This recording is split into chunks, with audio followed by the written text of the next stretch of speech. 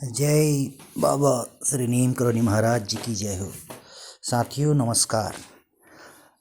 आप कैसे हैं? आशा करते हैं कि आप सब कुशल से होंगे, अच्छे से होंगे। आज मैं आपको थोड़ा दिखाना चाहूँगा जो नेशनल हाईवे हमारा है हल्द्वानी से, जो निकलता है हल्द्वानी से होते हुए कैंची धाम से अल्मोड़ा को जोड़ता है। उसमें आए दिन जाम की बहुत बड़ी समस्या सामने आ रही है। जैसे कि होता है गुरु जी का जो मंगलवार और शनिवार 2 दिन ऐसे होते हैं जो कि जैसे आप दिखा रहे हैं जाम में अभी हम बिल्कुल पैक्ड रहता है, इधर पूरा जाम रहता है। तो इस जाम के समाधान के लिए सरकार भी कुछ नए एक्शन ले रही है अभी, और उस पर भी कार्य है अभी प्रगति पर है। साथ ही जैसे देख रहे हो साथियों आप, जो जाम लगा है आपको पीछे का जाम भी दिखाना चाहूँगा। मिरर में देखेंगे तो पीछे भी इतनी लंबी गाड़ियाँ लगी हैं। तो जनरली अभी हमारा जो है उत्तराखंड, जैसे कि पता है आपको, हमारा टूरिज़्म हमारा प्रदेश है। तो जैसे पर्यटन अब सीज़न आएगा तो पर्यटन बढ़ता ही जाएगा। तो जैसे भी आप लोग सभी लोग, मैं देख रहा हूँ जो गाड़ियाँ अभी आ रही हैं दिल्ली एनसीआर से, बाकी छत्तीसगढ़, महाराष्ट्र, हर देश के हर कोने कोने से श्रद्धालु जो है कैंची धाम आ रहे हैं। आप सभी श्रद्धालुओं का हमारे कैंची धाम में स्वागत और अभिनंदन है। जैसे आप लोगों को बहुत परेशानी का सामना करना पड़ रहा होगा, जाम में थोड़ी दिक्कतें आ रही होंगी, इसके लिए आपको मैं थोड़ा और बताना चाहूँगा। जैसे कि ये हमारा जो जो दिल्ली एनसीआर से जितने भी भाई बंधु, जो भी हमारे श्रद्धालु आ रहे हैं कैंची धाम के लिए, इसके लिए एक अल्टरनेट रास्ता अभी गवर्नमेंट हमारी उत्तराखंड सरकार भी प्रस्तावित किया है। जो रास्ता हमें जो है जैसे दिल्ली एनसीआर से जो भी आ रहे हैं उनको बाया रामनगर होते हुए बेताल घाट से गर्म पानी से कैंची धाम कि ये मार्ग बहुत सुगम होगा। आने वाला टाइम पर ये 2 लेन बनेगा, और जो ऐसे अभी गवर्नमेंट की जो सोच है जिस हिसाब से सरकार बता रही है कि इसको 2 लेन करेंगे। और तब तक के लिए अभी आप लोग अगर बाहर से आ रहे हैं तो दिल्ली या देहरादून से जहाँ से भी आ रहे हैं, तो रामनगर के बाद हमारे 2 रास्ते हैं। एक रास्ता तो बाया आता है आपका क्यारी होते हुए, और दूसरा आता है हमारा उखलडुंगा से होते हुए। 2 रास्ते आते हैं और दोनों रास्ते अभी सिंगल वे में हैं। और मतलब जो क्यारी वाला रास्ता है स्टेट हाईवे 62 जिसको हम बोलते हैं, ये रास्ता आपको बहुत अच्छा मिलेगा, सही मिलेगा, लगभग अच्छा मिलेगा। और जो आपका स्टेट हाईवे 71 हम जिसको बोलते हैं उखलडुंगा वाला, उसमें थोड़ी अभी है 10 किलोमीटर का पैच वर्क अभी काम होना है। वो अभी उतना ठीक नहीं है बट सही है। अगर आप इस रास्ते से आएंगे तो आपको डेफिनेटली जो है 2 घंटा, 3 घंटा, 4 घंटा जो भी ये जाम लगेगा उस वो टाइम बचेगा आपका। और जब आप उधर से आएंगे कैंची धाम के लिए आएंगे रामनगर से होते हुए बेताल घाट से गर्म पानी से कैंची धाम, जैसे ही आप कैंची धाम पहुंचोगे उससे 500 मीटर आगे आपको राइट हैंड साइड पर पार्किंग मिलेगी, और उसी पार्किंग में आपको अपनी जो है व्हीकल जो है वहाँ पर पार्क करना है, और वहाँ से पैदल आप जा सकते हैं, वॉक इन डिस्टेंस पर जा सकते हैं, जो कि आपके लिए बहुत सुगम रहेगा। और उसके साथ साथ जिस व्यू से आप जिधर से आप आएंगे, ये पूरा कोसी नदी का व्यू है। जैसे मैं अभी दिखा रहा हूँ आपको, इसमें क्या है कि अभी आप बाइक वाले भी, मतलब बाहर से लोग आजकल, क्योंकि बाइक भी टैक्सी में आ गई है, तो कोई बाइक में आता है, कोई टैक्सी, बसेज और ट्रैवलर, सारे मतलब अपनी अपनी कन्वेंस के अनुसार से लोग, अपने जो श्रद्धालु हैं वो कैंची धाम पहुँच रहे हैं, अपनी अपनी सुविधा के अनुसार कैंची धाम पहुँच रहे हैं। और जैसे मैं आपको थोड़ी 1-2 गुरुजी के जो साथ की जो कथाएं वो आपको बताना चाहूँगा। गुरुजी का आश्रम हम लोग भी जब बचपन में जाया करते, बचपन से जाते हैं, हर 15 जून को वहाँ बहुत भव्य मेला लगता है और मालपुए बनते हैं। मालपुए आपको मैं समझाना चाहूँगा। मालपुए ऐसे होते हैं जैसे कि पहले आटा गूँदना होता है, आटा गूँदने के बाद, और जैसे हम पूरी बनाते हैं सेम वो चीज़ सब घी में बनता है और मीठे होते हैं। तो मालपुए और पूड़ी की सब्ज़ी शुरू में दी जाती थी, तब लोग कम आते थे, इतने विख्यात भी नहीं था उस समय, लोगों को पता भी नहीं था गुरु जी की महिमा के बारे में। तो उस समय हम जो सभी जितने भी श्रद्धालु आते थे बैठ के आराम से मालपुए का प्रसाद पाते थे। जैसे जैसे समय बढ़ता गया गुरु जी की महिमा का बखान होता गया और आज जो है पूरे देश से कोने कोने से श्रद्धालु वहाँ आते हैं। मैं आपको एक छोटी सी स्टोरी बताना चाहूँगा।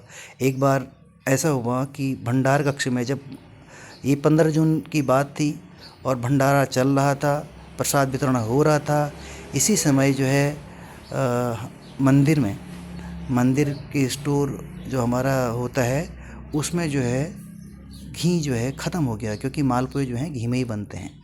तो घी ख़त्म होने के बाद उसके बाद जो भक्त थे, जो रसोई में काम कर रहे थे, उन्होंने गुरुजी को बताया कि गुरुजी अच्छी अच्छी स्थिति है और श्रद्धालु बहुत हैं अभी हैं, और पर घी हमारा जो है स्टोर में नहीं है अभी, अब क्या करें। तो गुरुजी ने सोचा कि अभी इतना जल्दी क्या कर सकते हैं। तो उन्होंने भक्त से कहा, भक्त एक काम करो, आप 4 कनिस्टर जो है शिप्रा नदी से जल ले आओ।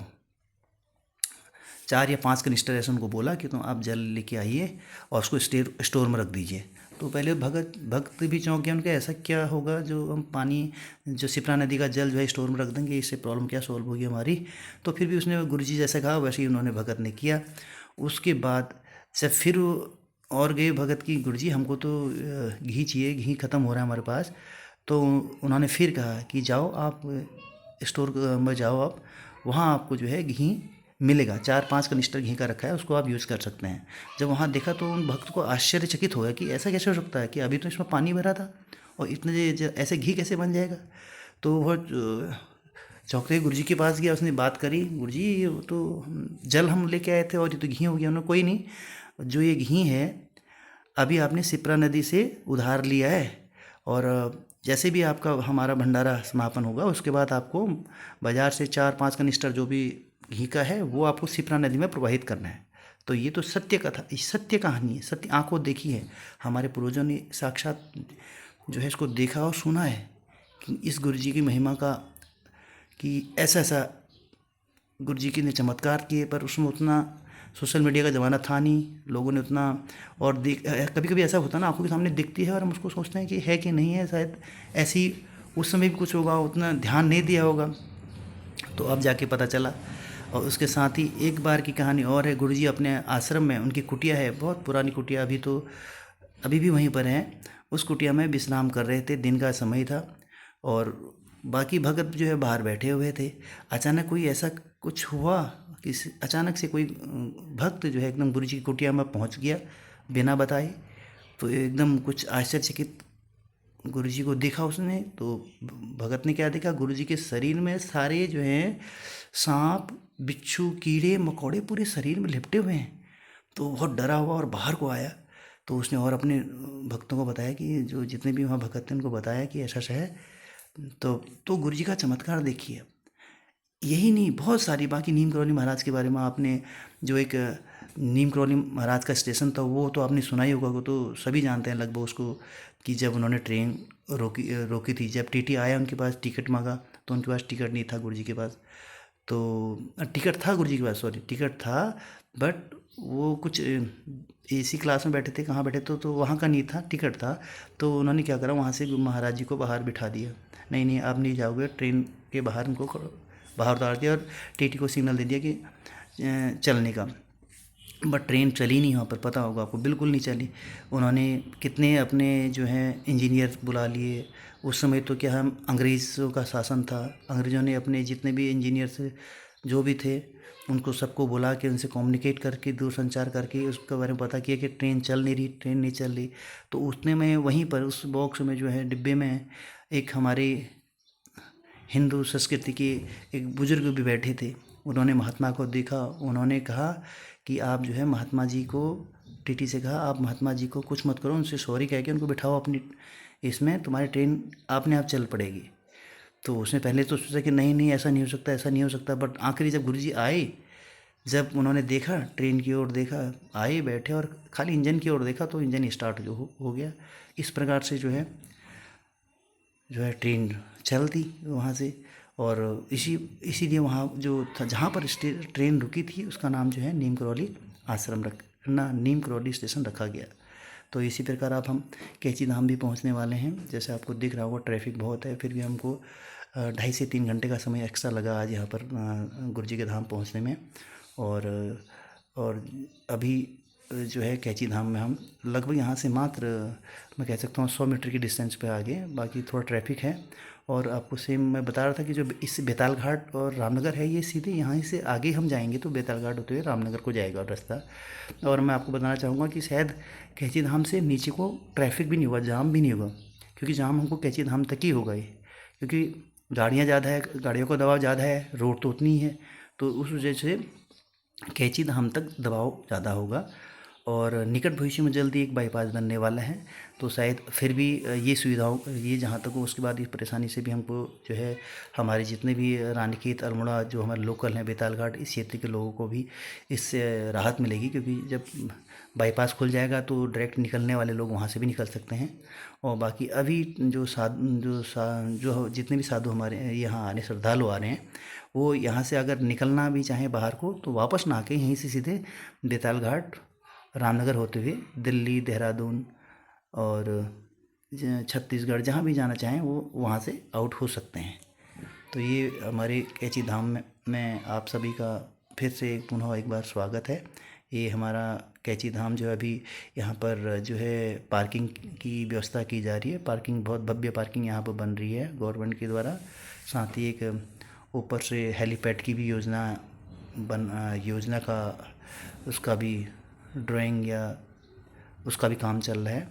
और उम्मीद करते हैं कि जल्द ही हमारे यहाँ पर आपको जो भी पार्किंग से रिलेटेड जितनी भी रोड पर अभी गाड़ियाँ खड़ी हैं, ये जल्द ही आपको इसकी जो है ये चीज़ें नहीं दिखेंगी। जैसे हमारी यहाँ की पार्किंग चालू होगी तो रोडें आपको लगभग खाली दिखाई देंगी।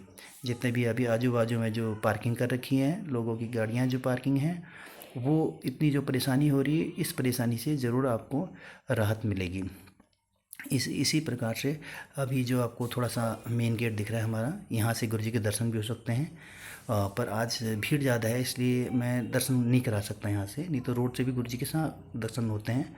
और यहाँ से मेन गेट है, यहाँ से अंदर जाने का है। और अंदर जैसे जाएंगे, पहले एक पुलिया है, पहले ज़माने की बहुत पहले से पुलिया है, उस पुलिया जो सिप्रा नदी के ऊपर बनी हुई है, वो पुलिया क्रॉस करना है। वहीं पर आपका और आगे हाथ धोने का, मुँह धोने का, वहीं पर कुल्ला करके जाएंगे आप। फिर इसके बाद आगे दूसरा गेट आता है, उसके बाद अंदर होके आपको गुरु जी के दर्शन होते हैं। और पहले तो यहाँ पर गुरु जी के दर्शन होने के बाद लोग हनुमान चालीसा का पाठ भी करते थे, बैठ के पाठ करते थे। अब पब्लिक ज़्यादा होने से वो चीज़ जो है नहीं हो पाती, क्योंकि फिर अगर हनुमान चालीसा का पाठ सभी करेंगे तो ज़्यादा भीड़ हो जाएगी, तो करना पॉसिबल नहीं है। इसलिए अगर आप भी यात्रा जब कभी गुरु जी के धाम जाएँ तो आप मन ही मन जो है हनुमान चालीसा का पाठ पढ़ते हुए जा सकते हैं, उसमें कोई दिक्कत नहीं है। और अंदर जो है कैमरे वैमरे ले जाना सब वर्जित है, और कैमरे भी नहीं ले जा सकते हैं। और इस प्रकार से आप आगे देख रहे होंगे, ये अब यहाँ से जाम हमको नहीं मिलेगा, क्योंकि हम मंदिर से आगे निकल चुके हैं। और ये सीधा रास्ता एक तो अल्मोड़ा जाएगा, एक रानीखेत को जाएगा, एक बेताल घाट को जाएगा। बेताल घाट वाला जो जाएगा वो बाया उखड़ूँगा या बाया क्यारी होते हुए सीधे रामनगर पहुँचेगा। रामनगर से आप अपना जहाँ भी अपना डेस्टिनेशन पॉइंट पर जाना चाहते हैं और अपने डेस्टिनेशन पॉइंट पर पहुँच सकते हैं। और इस प्रकार से आपका छोटा सा जो है एक कोशिश करी है कि वीडियो बना के थोड़ा सा समझाने की कोशिश करी है।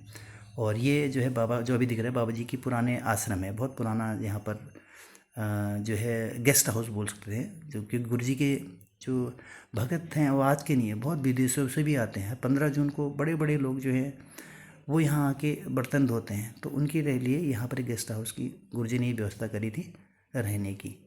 तो ये अभी हम जो है अब हम यहाँ से हमको रोड पूरा सुनसान मिलने वाला है, खाली मिलने वाला है, क्योंकि ये हम कैंची धाम से आगे क्रॉस कर चुके हैं। इसके बाद फिर आगे जाके राती घाट, फिर गर्म पानी से फिर हमको एक रास्ता अल्मोड़ा जाएगा, दूसरा रास्ता रानीखेत, एक बेताल घाट को जाएगा। तो इस प्रकार से हमारी यात्रा पूरी हो जाएगी। और आप देख रहे हैं गाड़ियाँ सब लाइन में लगी हैं, यही रीज़न है। अभी ज़रा सा पार्किंग का काम चल रहा है, इस वजह से थोड़ा ये दिक्कतें आ रही हैं। पार्किंग अगर जिस दिन पूरी हो जाएगी तो उस दिन ये प्रॉब्लम सॉल्व हो जाएगी। और इसी प्रकार से आप सभी को नमस्कार। बोलो नीम करौली महाराज की जय।